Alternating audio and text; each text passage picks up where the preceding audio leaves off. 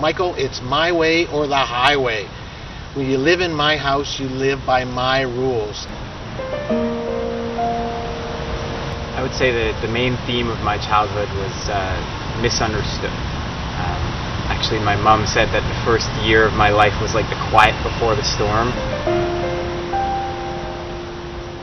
I was anxious, I felt misunderstood, I felt controlled.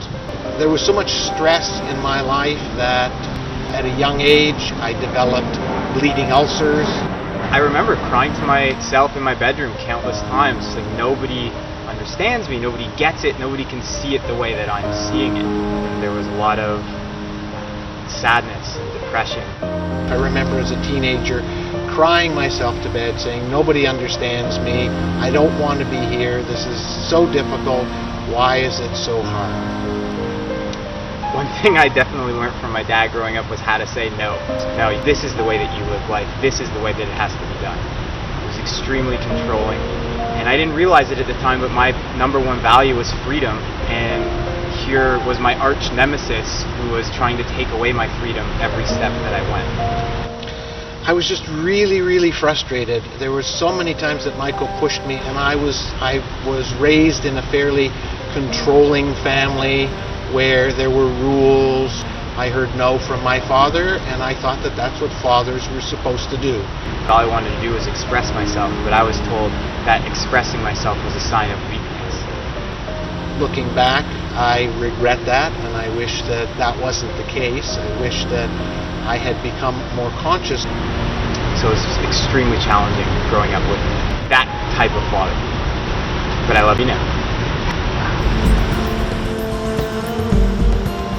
One of the most unique things about this book is that it's told from two perspectives.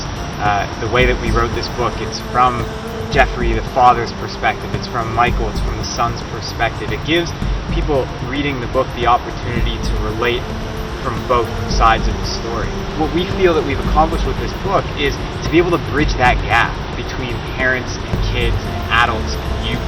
And by following our story, I feel like we've created a blueprint that can be followed, mixed in with these principles and strategies that give somebody the opportunity to start living that more empowered version of themselves. Empowerment was a really important word because we truly believe in both our lives that we were disempowered, that we had our power taken away from us by our parents. And so therefore empowerment is about taking back that power, about giving it back to yourself, about tapping in to that infinite power that we all have.